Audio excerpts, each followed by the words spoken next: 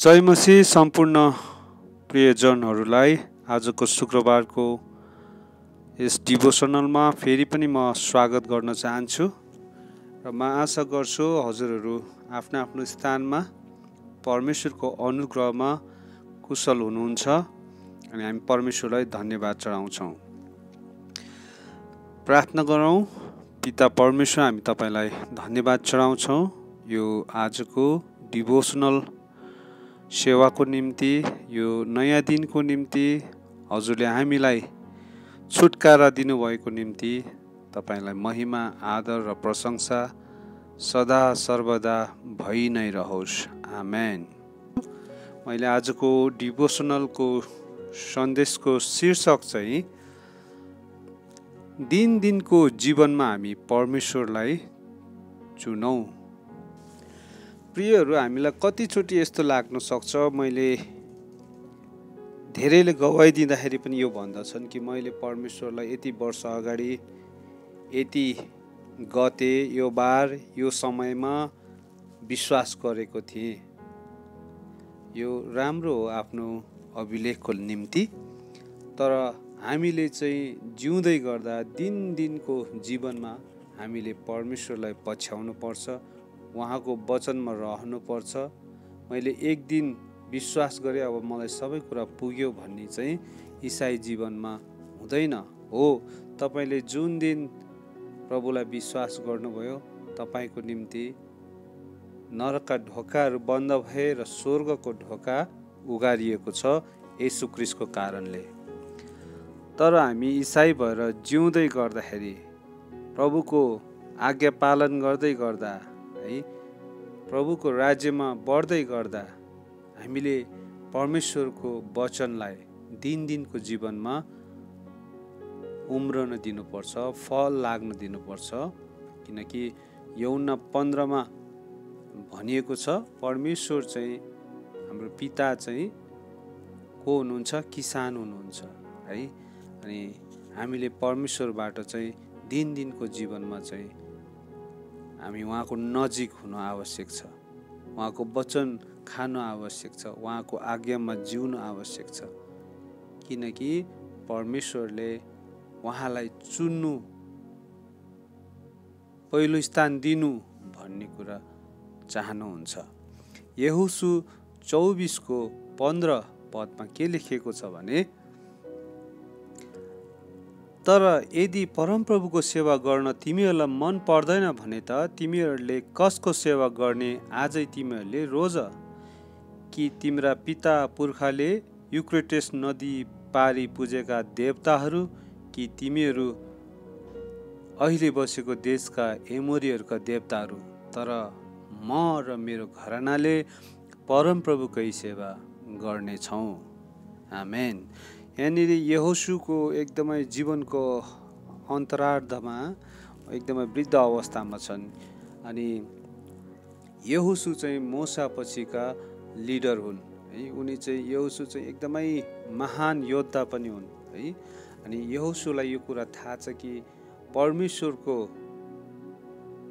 आशिषले गर्दा चाहिँ इजरायलीहरूले धेरै युद्धहरू जिते, है। आफ्नै बलले, आफ्नै समझले, आफ्नै सिपले होइन, तर परमेश्वरको आशिषले, परमेश्वरको उपस्थितिले इजरायलीहरूले चाहिँ युद्धहरू जिते, है। आज तर इजरायलीहरू यो अवस्थामा आइपुग्दाखेरि धेरै इजरायलीहरू चाहिँ परमेश्वरबाट टाढिएको हामी पाउँछौँ। मूर्ति पूजाहरू गर्न थालेको हामी पाउँछौँ। उनीहरूले अन्य देवी देवताहरू पुज्न थालेको हामी पाउँछौँ। तर यहोशूको वृद्ध अवस्थामा पनि यहोशूले चाहिँ परमप्रभु परमेश्वरकै सेवा गर्नेछु, म र मेरो घरानाले, हेर्नुहोस् है, भनेर चाहिँ घोषणा गरेको, है। परमप्रभुमा विश्वास गरेको, अटल विश्वास गरेको, परिस्थिति अनुसार होइन, तर सबै परिस्थितिमा यहोशूले चाहिँ परमेश्वरमा विश्वास गरेको र उहाँको नै सेवा गर्ने भनेर यहाँ घोषणा गरेको पाउँछौँ। उसलाई केही मतलब छैन, इजरायलीहरूले जोसुकैलाई पूज, तर म र मेरो घरानाले चाहिँ परमेश्वरलाई नै पुज्ने छौँ भनेर उहाँले घोषणा गरेको छ। मोसाले पनि यहोशूको समयभन्दा पहिला व्यवस्था 30:19 यहाँ इजरायलीहरूलाई भनेका छन्, आज म स्वर्ग र पृथ्वीलाई तिमीहरूका विरुद्धमा साक्षी राख्दछु कि मैले तिमीहरूका अघि जीवन र मृत्यु, आशिष र श्राप राखेको छु। अब जीवन नै रोज, ताकि तिमीहरू र तिमीहरूका बालबच्चाहरू जिउन सक। आमेन। हामी कसलाई चुन्ने हो त्यो फ्री विल हामीलाई छोडिदिनु भएको छ। तपाईँले संसारलाई चुन्नुहुन्छ कि परमेश्वरलाई चुन्नुहुन्छ, त्यो तपाईँलाई नितान्त तपाईँको स्वइच्छा हो। परमेश्वरले यो कुरामा कहिले पनि हस्तक्षेप गर्नुहुन्न। तर चाहना परमेश्वर के छ त? परमेश्वरलाई नै रोज्नु है, जीवन नै रोज्नु, असल थोक नै रोज्नु, किनकि परमेश्वरले हामीलाई प्रेम गर्नुहुन्छ है। यहाँ मोसाले पनि आफ्नो वृद्ध अवस्थामा है, आफ्नो अन्तिम अवस्थामा यसरी चाहिँ इजरायलीहरूलाई चेतावनी दिएको हामी पाउँदछौँ। हेर्नुहोस् है प्रियहरू, किनभने हामी यो अन्य देवी देवताहरूलाई चाहिँ पुज्नु भनेको चाहिँ परमेश्वरलाई छोड्नु हो है। यो चाहिँ देवी देवताहरू, मूर्तिहरू भनेको चाहिँ आज हामी इसाईहरूको जीवनमा चाहिँ है लालचको देवी देवताहरूको रूपमा हामीले ती मूर्तिहरू, लालचका मूर्तिहरू पुज्न सक्छौँ। हामीहरूले क्रोधको मूर्तिहरू पुज्न सक्छौँ, हामीले डाहाको मूर्तिहरू पुज्न सक्छौँ है। हामीले चाहिँ आरिसको मूर्तिहरू पुज्न सक्छौँ। हामीले चाहिँ कहिले पनि दुईटा मालिकको सेवा गर्न सक्दैन भनेर परमेश्वरले बाइबलमा लेखिदिनु भएको छ। धन कमाउनु हुन्न भन्ने कुरा होइन प्रियहरू, तर आज तपाईँ र मेरो जीवनमा, तपाईँ र मेरो हृदयमा पहिलो स्थान के हो? तपाईँ र मैले मुखले भन्दै गर्दा मेरो व्यवहारले, मेरो हृदयले केलाई पहिलो स्थान दिइरहेको छ? परमेश्वरलाई या धनलाई? याद गर्नुहोस् प्रियहरू, येशूले तपाईँको हृदयमा जहिले पनि पहिलो स्थान खोज्नुहुन्छ। त्यो स्थान येशूको हो। तपाईँको हृदयमा भएको पहिलो स्थान चाहिँ येशूलाई हुनुपर्छ प्रियहरू। किनकि संसारले हामीलाई अथवा शैतानले हामीलाई जहिले पनि परमेश्वरबाट टाढा भएको चाहन्छ।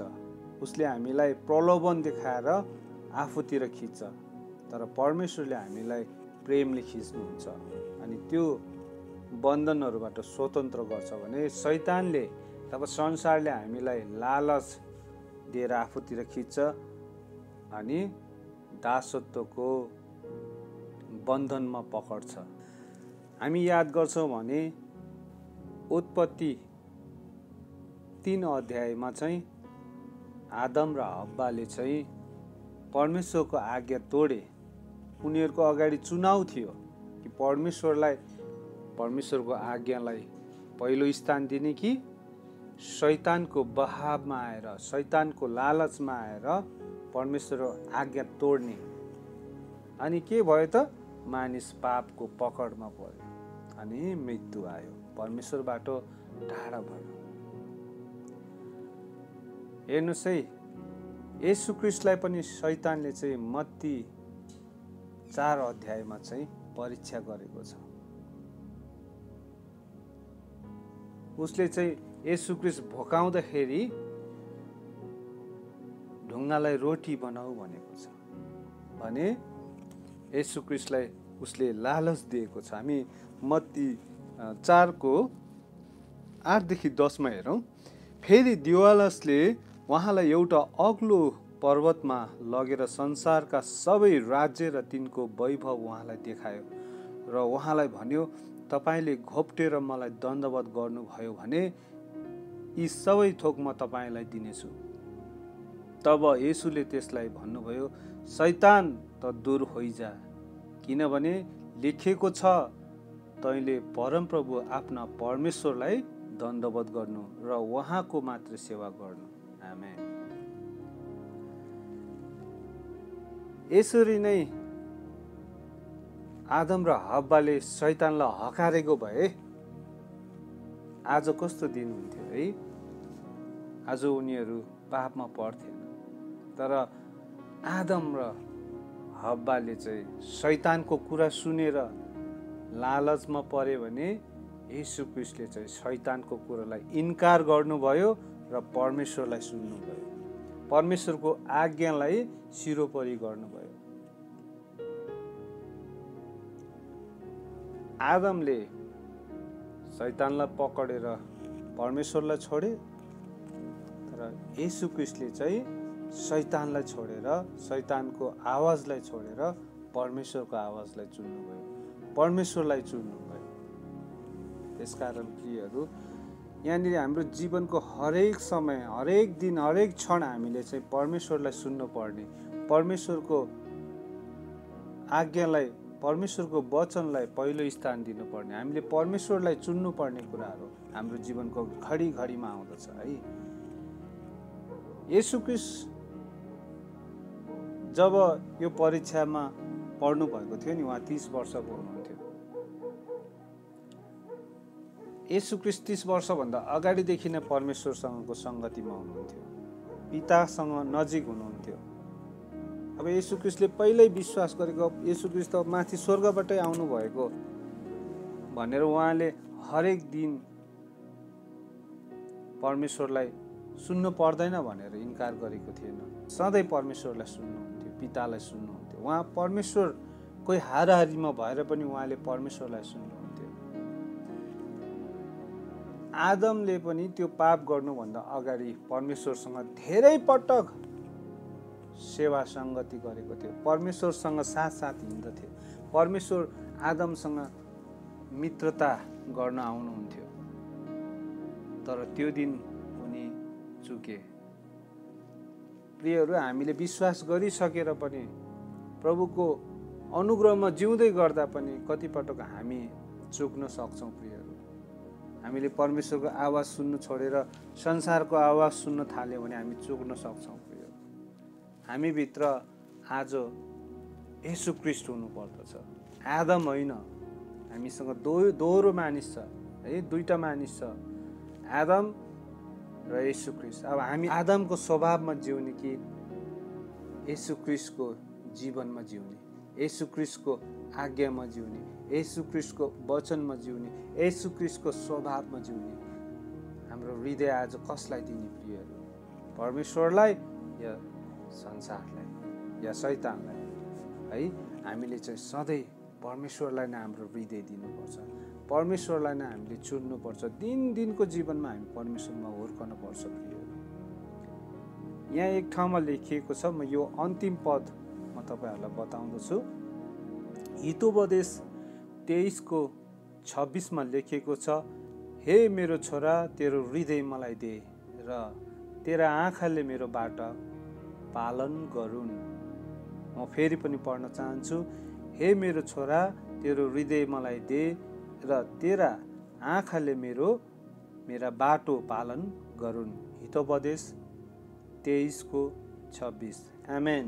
परमेश्वरले तपाईँको दिनलाई आशिष गर्नुभएको होस्। जय मसीह।